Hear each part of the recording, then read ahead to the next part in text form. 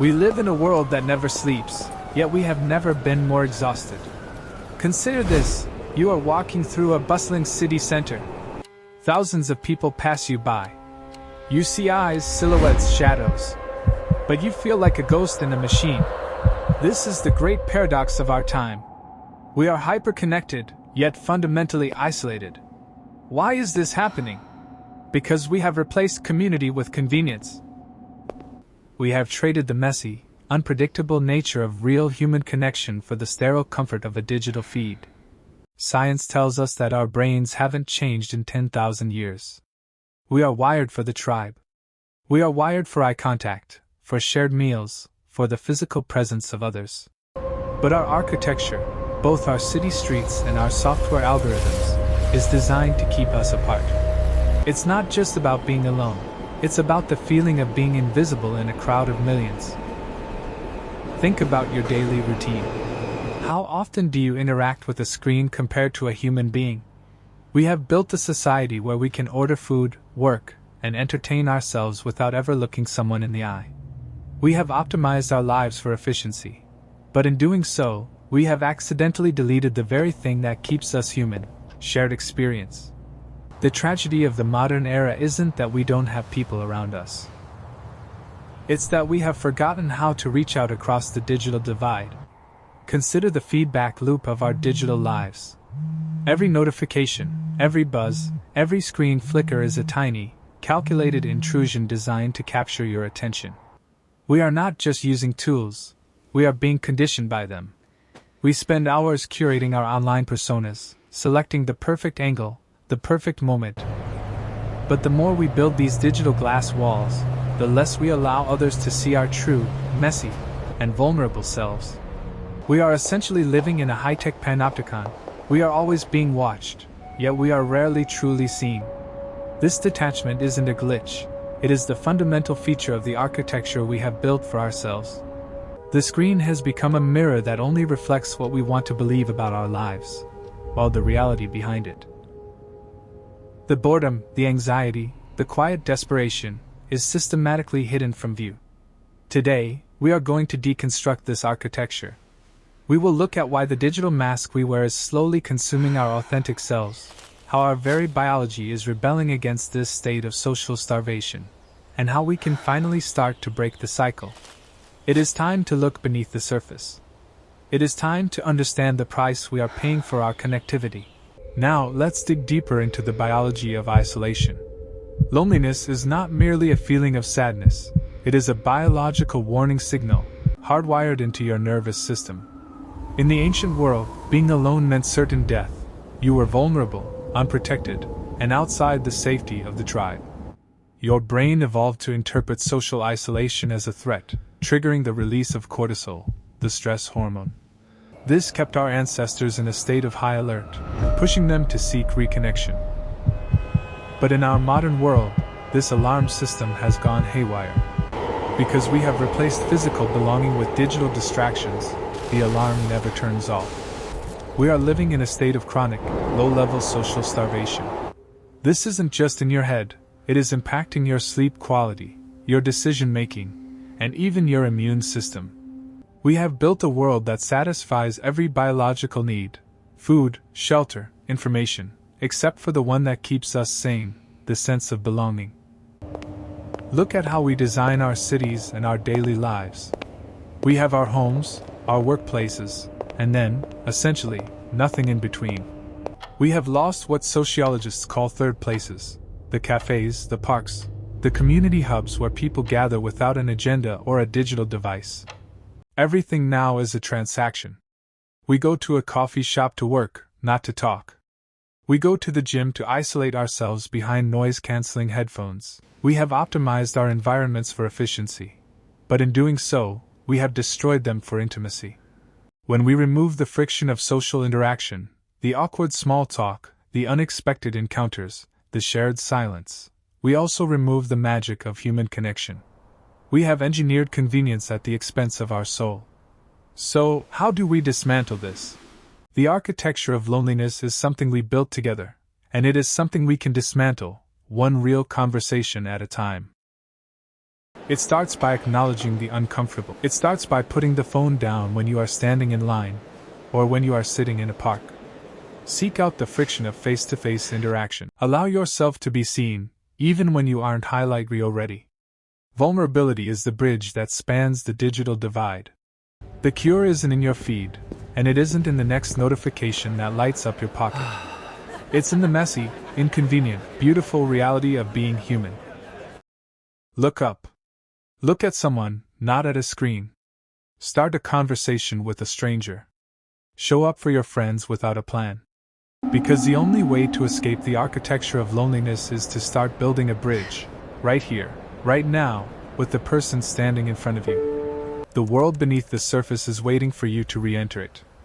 Are you ready to see it? We have entered a period of mass social de-skilling. Think of it like a muscle that has atrophied from disuse.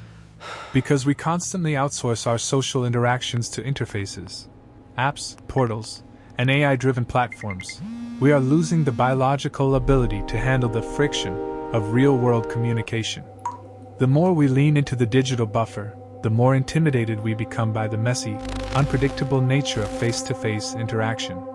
The evidence is in the mirror. When was the last time you sat in a public space, a cafe, a waiting room, or a park, without pulling out your phone the moment you felt even a second of boredom? That reflex is a defense mechanism. We fear the silence, so we retreat into a digital bunker. But here is the hard truth. Every time you pull out your screen to avoid a moment of public awkwardness, you are signaling to your nervous system that the real world is a hostile or uninteresting environment. You are effectively conditioning your brain to be anxious around strangers. You are training yourself to view the physical world as a waiting room for your digital life. To reverse this, we need to apply exposure therapy to our daily routine. Start with the 5-second rule.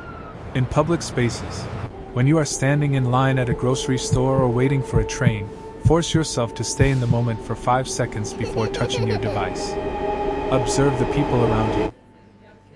Do not stare, but look at them, really look, as if they were people, not background characters in your personal movie. This simple act breaks the trance of the digital protagonist syndrome, where you think everyone else is just a non-player character in your life. Next, implement the low-stakes interaction protocol. Modern life is hyper-designed for transaction, not connection. We use self-checkouts to avoid human interaction. We use delivery apps to avoid talking to the courier. We use music to tune out the world. You need to reintroduce intentional friction. Ask the cashier how their day is going. If someone is wearing a jacket or a shirt you genuinely like, tell them. If you're at a gym or a library, ask someone, "Is this seat taken?" Even if there are 10 other chairs available. These are tiny, seemingly insignificant data points, but they send a massive, corrective signal to your brain. I am safe, I am connected, and I have agency. You aren't just talking to people. You are recalibrating your autonomic nervous system to recognize that the real world is not a threat. Stop optimizing for efficiency and start optimizing for humanity. When you ask a stranger a question, you are performing a social experiment on yourself. You are proving that the world does not end when you interact with it. The slight spike in heart rate or the initial awkwardness you feel is just your brain realizing it's actually awake for the first time all day. That discomfort is the feeling of coming back to life. So, how do we maintain this? How do we build a fortress of reality that resists the pull of the digital feed? The answer lies in what I call analog sovereignty. You are currently a subject of the attention economy. You need to become the king of your own sensory experience. The most potent weapon against the architecture of loneliness is not a new app or a networking hack. It's the strict rationing of your attention. We are suffering from connection inflation. We have thousands of followers or hundreds of contacts, but these numbers are statistically meaningless. They provide a high-frequency, low-quality dopamine hit that keeps you craving more, yet feeling emptier. Start the depth over breadth experiment. For the next 30 days, categorize your relationships. You have media acquaintances, The people you follow online, and you have anchor relationships. Your anchor relationships are the only ones that actually matter. These are the people you can call when things go wrong, the ones you can sit in silence with, and the ones you don't feel the need to perform for.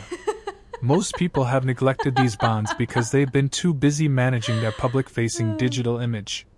Here is the tactical move: replace 1 hour of passive consumption each day with active presence. If you spend an hour scrolling, replace it with a phone call to a real friend. Not a text, not a voice note.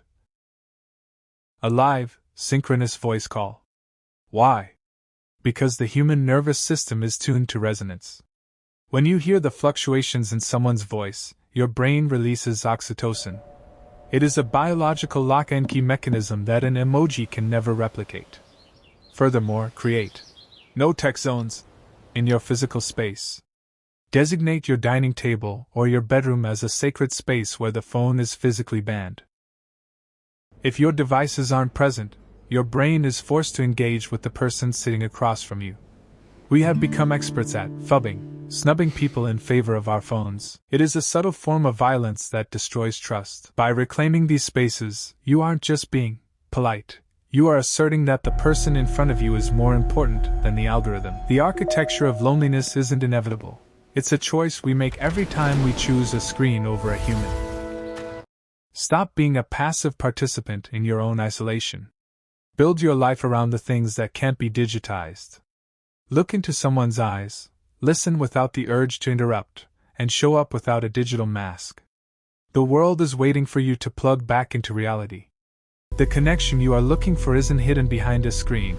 It's standing right in front of you. Choose it.